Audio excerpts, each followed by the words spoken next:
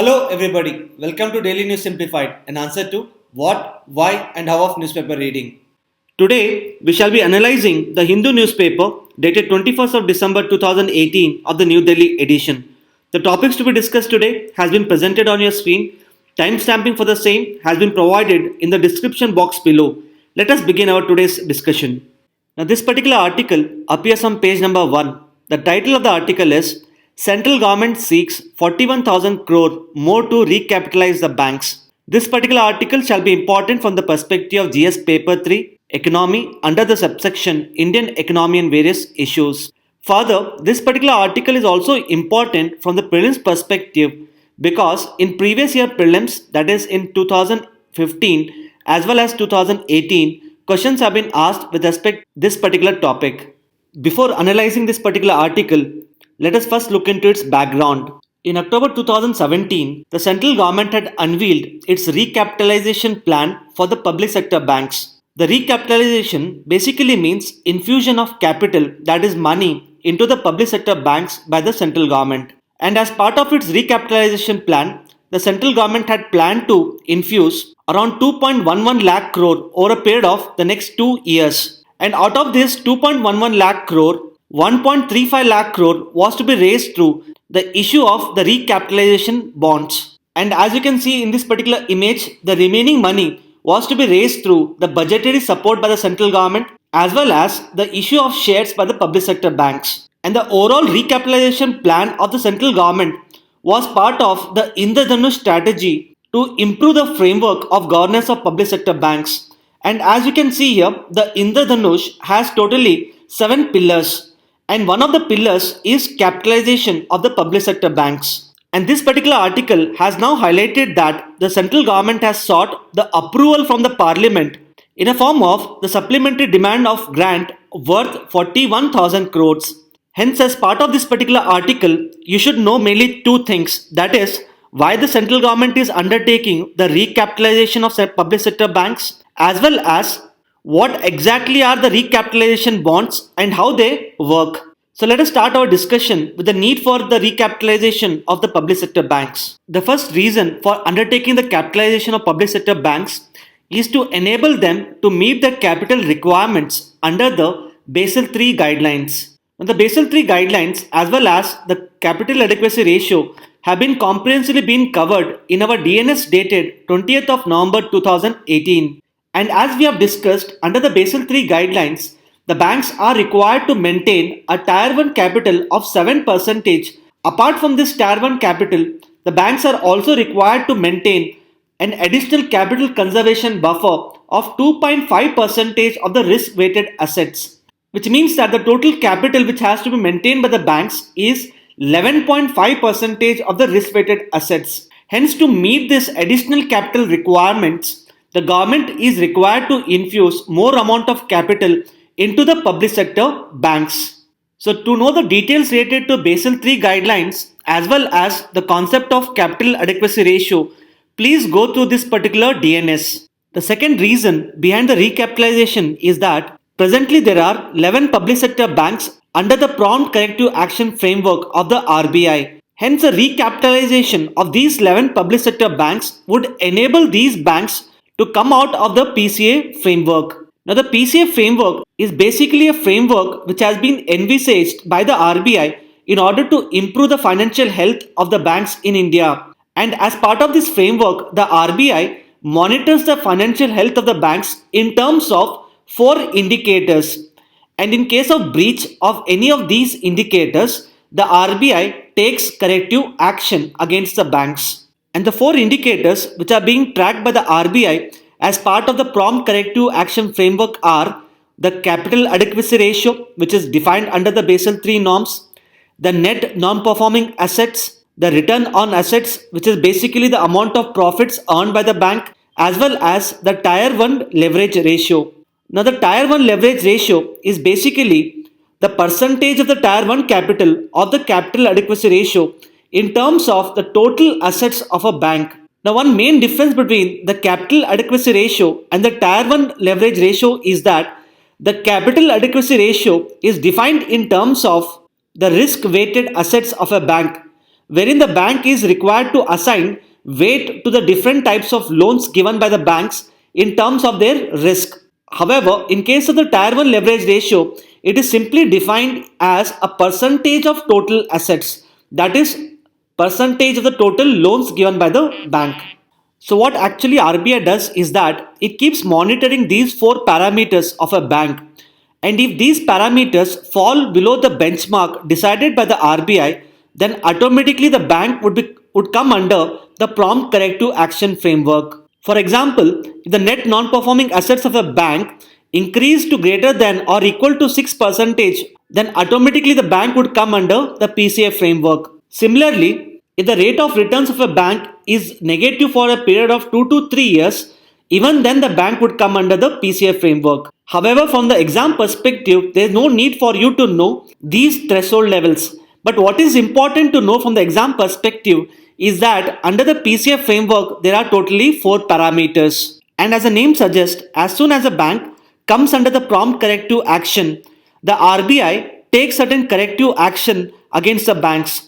Now, some of the corrective actions which the RBI can take include putting a halt on the branch expansion, stopping of dividend payment by the banks, limit on giving loans to a particular sector, and in extreme cases, the RBI is also empowered to supersede the bank's board. So these are some of the restrictions which can be imposed by the RBI on a bank which is under the prompt corrective action framework. Now presently what has happened is that 11 public sector banks are under the prompt corrective action framework, because of which there are restrictions on giving of loans by these public sector banks. And according to the government, this has adversely affected the credit flow in the economy. So the idea behind the recapitalization of these public sector banks is to enable these banks to come out of the prompt corrective action framework and start giving loans to various sectors in the economy. The third reason for the recapitalization of the banks is that presently the financial health of the public sector banks has deteriorated in the recent years, wherein their capital adequacy ratio as well as the net non-performing assets have come under immense stress. However, they have not breached the target under the prompt corrective action framework, which means that some of the public sector banks are presently not under the PCA framework. But if the government does not take any action, there is a possibility that even these public sector banks may also slip into the PCA framework. Hence, the idea behind the recapitalization of the public sector banks is to prevent these banks from slipping into the PCA framework. The fourth reason for the capitalization of the banks is that, as you know, the government has recently decided to merge the Bank of Baroda, Vijaya Bank and Dina Bank. And concerns have been raised with respect to the capital of the merged bank. Hence, in this regard, the government has decided to undertake capitalization in order to provide more amount of capital to the merged entity. Hence, as discussed, there are mainly 4 objectives of undertaking the recapitalization of public sector banks. Firstly, it will enable the public sector banks to meet their capital requirements under the Basel III guidelines. It would enable the public sector banks which are currently under the PCA framework to come out of the framework. It will prevent some of the public sector banks from slipping into the PCA framework, and it will also provide capital for the merged bank in India. Now coming to the concept of the recapitalization bonds, which are also known as the recap bonds. As most of you know, the government bonds are basically financial instruments issued by the government in order to borrow money from the financial market. Similarly, the recapitalization bonds are the bonds which are issued by the government for undertaking the recapitalization of the public sector banks. That means that through the issue of recapitalization bonds, the government borrows money in order to infuse the capital into public sector banks. Let us now understand as to how a recapitalization bond actually works. In order to simplify the understanding of the recapitalization bonds, I have numbered the process involved here. So firstly, the government issues the recapitalization bonds to the banks, and the banks then can use the depositors' money to purchase the recapitalization bonds. And once these recapitalization bonds are purchased by the banks, these recapitalization bonds would be considered to be a form of safe investment by the banks. This is because the recapitalization bonds, just like the other government bonds, are backed by the sovereign guarantee of the government, and hence there is no probability that the government would be defaulting on the repayment of the recap bonds. So what actually the banks have done here is that they have used the surplus money to purchase the recapitalization bonds of the government. And what the government has done here is that the government has borrowed money from the banks through the issue of the recapitalization bonds. The government then uses this particular money earned through the issue of recapitalization bonds to buy the shares of the public sector banks. So as the government buys more number of shares of the public sector banks, the government would be able to infuse more amount of capital into the public sector banks, leading to an increase in its share capital of the public sector banks.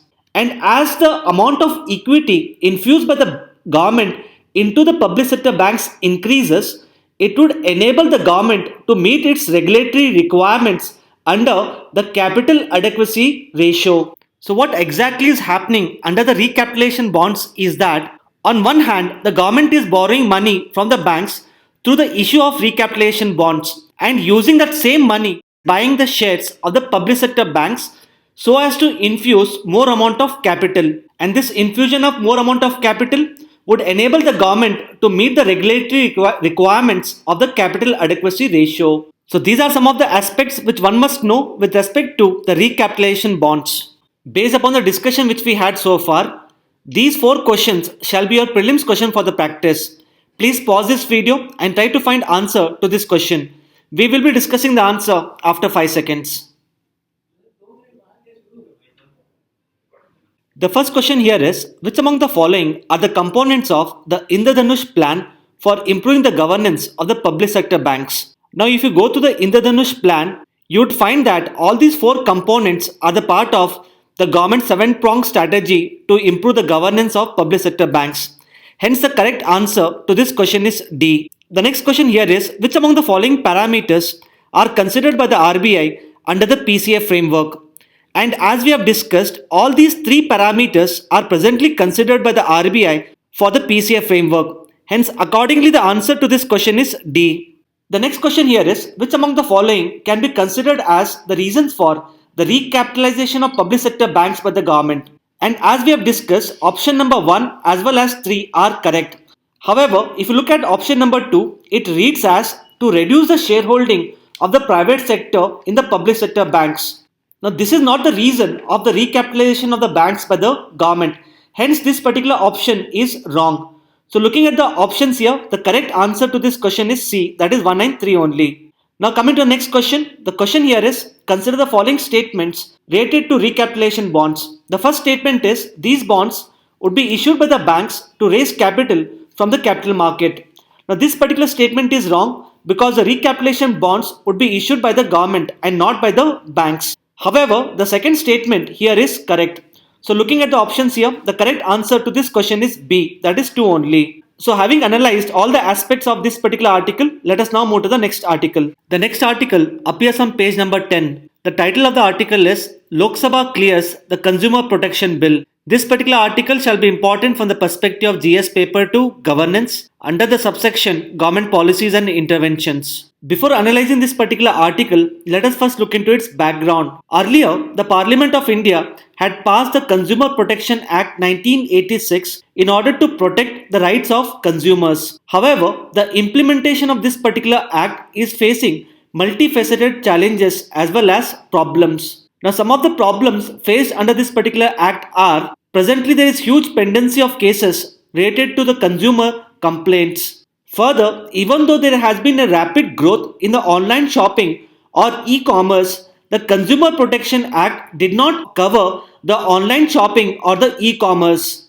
And moreover, under the Consumer Protection Act, there was no liability on the manufacturer to pay the compensation to the consumers for the defective products sold by them. And because of the growing consumerism in India, the traders have resorted to certain unethical practices such as the false or misleading advertisements. However, the present Consumer Protection Act did not provide a proper framework in order to stop these unethical practices. Hence, in order to address these particular problems, the Lok Sabha has now cleared the Consumer Protection Bill 2018. Now, what this bill basically does is that it expands the scope of the consumer rights in India by going beyond the consumer rights which are presently provided under the Consumer Protection Act 1986. Apart from that, presently under the Consumer Protection Act 1986, there is no regulatory authority to ensure the consumer protection. Hence, in this regard, the Consumer Protection Bill 2018 sets up an authority in the form of the Central Consumer Protection Authority, wherein the role of this particular regulatory authority would be to pass orders to recall the defective goods and to reimburse the price to the consumers. Further, this particular authority has also been empowered to impose penalties on false or misleading advertisements. And in order to look into the complaints of the consumers, the Consumer Protection Bill provides for setting up of the Consumer Dispute Redressal Commission at national, state and district level. And it also sets up the advisory body in the form of the Consumer Protection Council at the three levels, that is center, state and districts. Apart from these aspects, one should also understand as to how the Consumer Protection Act of 1986 is different from the Consumer Protection Bill 2018. Let us now look at the differences between the Consumer Protection Act 1986 and the Consumer Protection Bill 2018. Now, under the existing Consumer Protection Act, all the goods and services have been included. However, it does not include those goods which are sold on various e-commerce platforms such as Amazon, and this particular problem has been now addressed by the Consumer Protection Bill 2018, wherein it covers all the goods which are bought on various e-commerce platforms. The second important difference being, under the existing act, there is no provision for the payment of compensation by the manufacturer on the defective goods. However, this product liability has now been included under the new bill, wherein the manufacturer would be required to pay compensation for the defective goods sold by him. And as we have discussed, under the existing act, there is no regulator. However, the new bill provides for a regulator in the form of the Central Consumer Protection Authority. Further, under the existing act, there is no provision for alternate dispute redressal. However, the new bill provides for alternate dispute redressal in the form of setting up of the consumer mediation cells at national, state and district levels. And as we have discussed, the present act does not cover the e-commerce, whereas the new bill covers the e-commerce. And lastly, the scope of consumer rights under the existing act was quite limited. The new bill now seeks to expand the scope of consumer rights by providing them with certain additional rights such as the right to be protected against hazardous goods, right to be informed about the quantity, quality and safety of goods, the right to be heard, that is the right to file complaint and be heard by the authorities, and right to seek redressal on their complaints. So these are some of the important differences between the old existing act and the new proposed bill. Based upon our discussion, this would be a prelims question for your practice. Please pause this video and try to find answer to this question. We will be discussing the answer after 5 seconds.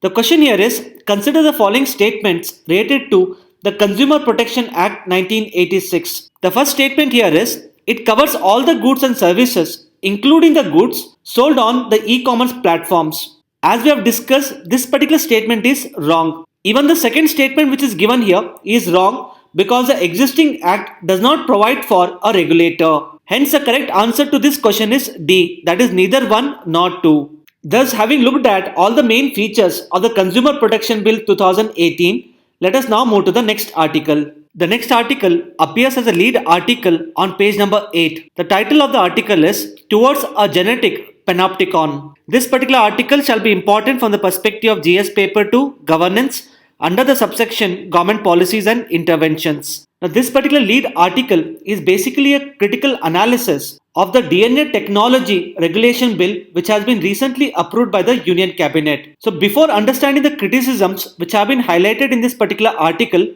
let us first understand its salient features. Now, this particular bill would allow the law enforcement agencies such as police to collect the DNA samples from the crime scene as well as the body of victim or suspect. And by collecting the DNA samples, the law enforcement agencies would be able to create a DNA profile of the individuals. Further, this particular bill would enable the law enforcement agencies to create a DNA data bank which can be used for the forensic criminal investigation. So this bill basically seeks to apply the principle of forensics for the criminal investigation in India. And the main idea of this particular bill is to strengthen the criminal justice system in India, wherein by using or applying the forensic science, we would be able to ensure speedier justice. Now, this becomes extremely important for a country like India, wherein almost 3 crore cases are pending in different courts across India. This particular bill would also lead to an increase in the conviction rates.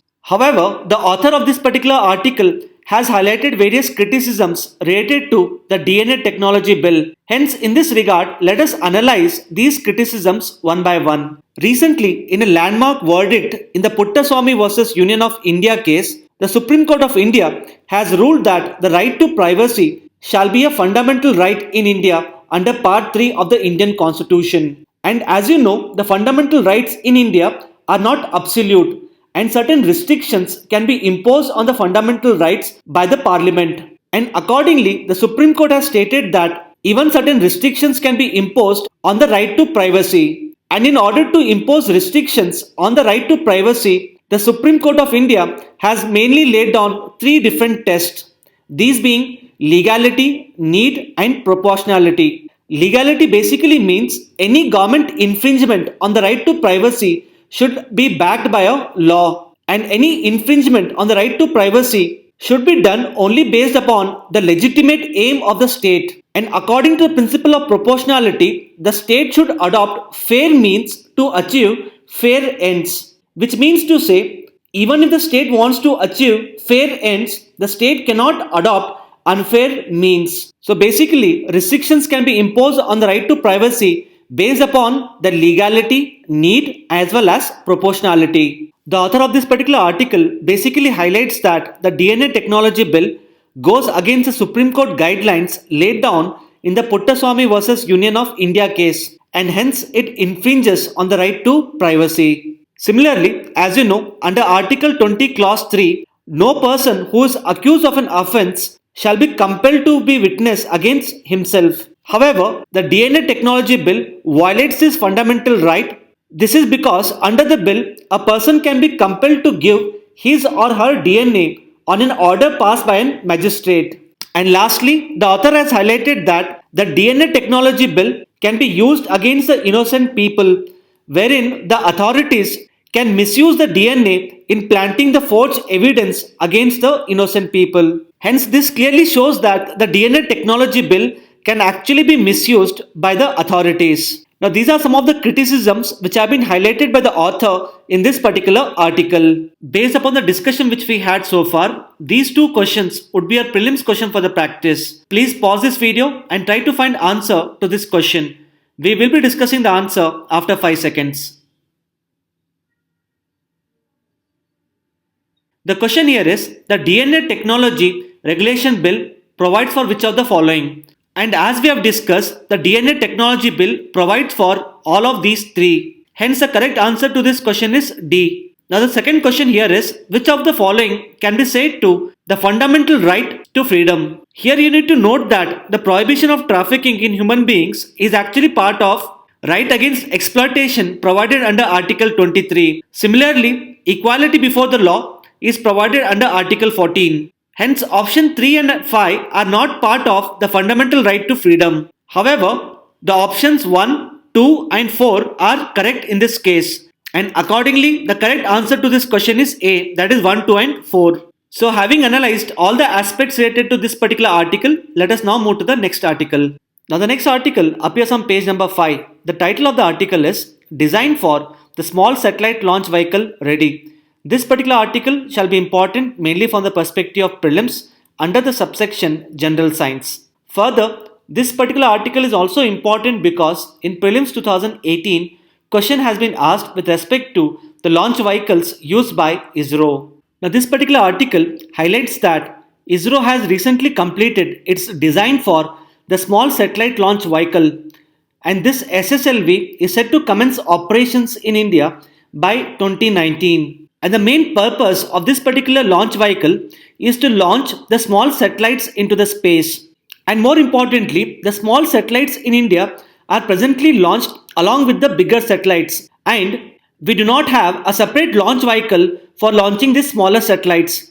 Hence, in this regard, the completion of design for SSLV becomes a major achievement for ISRO. Coming now to the specifications of SSLV, the SSLV would have a lift-off mass of 120 tons, wherein it will be able to deliver a payload of 500 kg at a height of 500 km from the Earth's surface. And what you should know from the prelims perspective is that this particular launch vehicle is a three-stage launch vehicle, and the height of the space launch vehicle is 34 meters, and it is considerably thinner since its diameter is only 2 meters. The completion of the design of SSLV is considered to be quite important for ISRO for a number of reasons. For example, due to the advancements in the satellite technology, the size of the satellites has been reducing. And according to ISRO, almost around 6,200 satellites are expected to be launched by different countries over the next 3 decades. Hence, the launch of these small satellites in future presents the ISRO with number of opportunities due to the commercial reasons. And according to ISRO, to launch PSLV and GSLV, usually the ISRO uses a mission control center. However, to launch SSLV, the mission control center is not needed, and it can be launched by even using a personal computer as well, which shows a significant reduction in the cost for launching of satellites from India. And more importantly, the SSLV would cost ISRO only 1/10 of the cost of the PSLV. Hence, it is considered to be much cheaper than PSLV as well as GSLV. Now, these are some of the aspects which one must know with respect to the small satellite launch vehicle which has been designed by ISRO. After going through some of the articles in detail, let us now look at some of the news snippets which would be important mainly from the prelims perspective. And you can find the headlines of these news snippets on the daily news headlines which has been uploaded on the Rouse IAS website. Coming now to the business section on page number 13, the article which would be important from the exam perspective would be the article on the increase in the interest rate in US by the Fed Bank.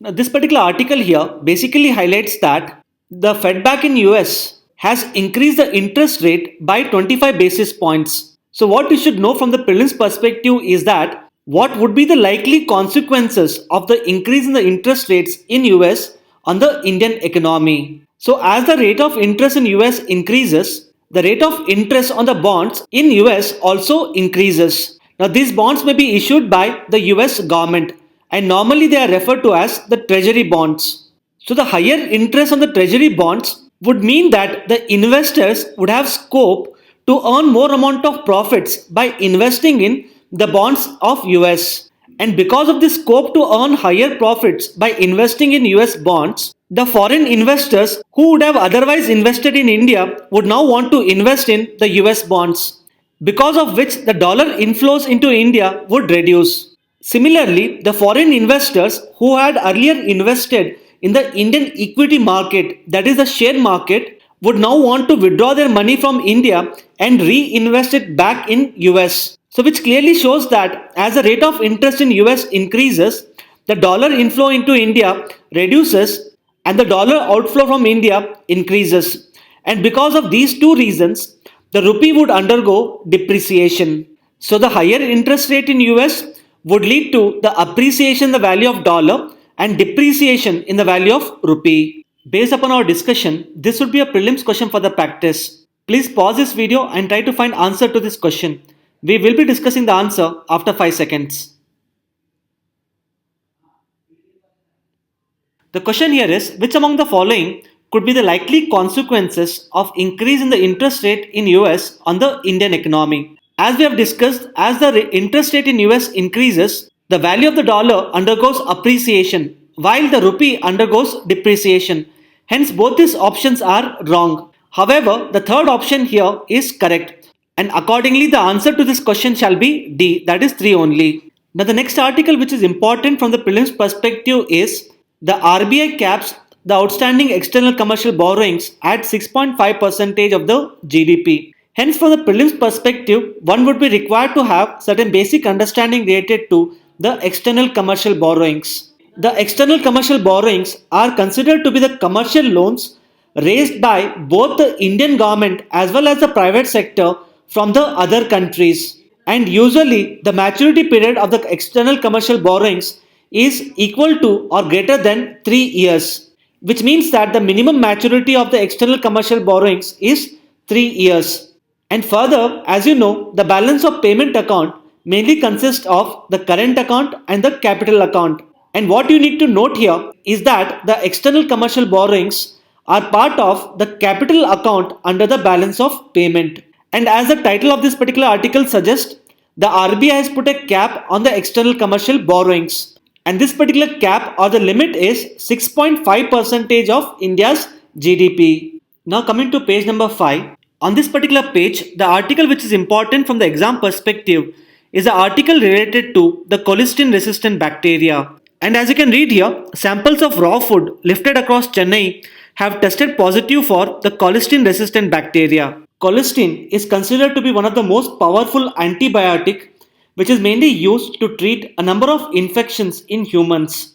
However, colistin has also been used in the poultry industry in order to promote the growth of the hens and chickens, because of which the colistin resistant bacteria have been found in number of foods such as chicken, fish, meat and fruits and vegetables. And one of the main concerns with respect to the contamination of these foods with the colistin resistant bacteria would be that those people who would consume this infected food would develop resistance to colistin. Now, this becomes quite important for India because the antimicrobial resistance in India has been on increase, wherein people are developing resistance to a number of antibiotics. And it is to be noted that the use of colistin as growth promoter in the poultry industry has been banned by China. However, it has not been implemented in India. Now coming to page number 7. On this particular page, the article which is important from the exam perspective is related to the Indigenous Gun Trials of Army. This particular article is highlighting that the Army is conducting the gun trials of the Advanced Towed Artillery Gun System. And as you can read here, this is basically a gun which has been developed by the DRDO. And presently, two prototypes of this particular gun have been built by DRDO, wherein one prototype has been built in partnership with Tata Power, wherein the other prototype has been built in partnership with Bharat Forge. And these two guns are presently undergoing the trials. And certain key features of this artillery gun is that they have electric drive, they have high mobility, they can be deployed quickly, they have advanced communication system and so on. Now what is important to be noted here is in UPSC prelims, questions have been normally asked with respect to the various missiles developed by DRDO such as the Agni, Prithvi, etc. And normally questions have not been asked with respect to the artillery guns. The next article on page number 7, which is important from the exam perspective, is related to the isotretinoin. And as you can read here, the Central Drug Standards Control Organization has issued the safety norms for the acne drug. So with respect to the isotretinoin, you should know mainly two things. Now this particular drug is basically a oral drug which has been used to treat acne or pimples. However, one of the main concern with respect to usage of this particular drug is that if this drug is consumed by the pregnant mothers, it may cause severe birth defects in the children. In this regard, the Central Drug Standard Control Organization has released a circular stating that the box containing the isotretinoin drug should compulsorily carry a warning stating that consumption of this particular drug may cause severe birth defects in children. With this, we have come to end of today's discussion. Now let us look at the question for the day.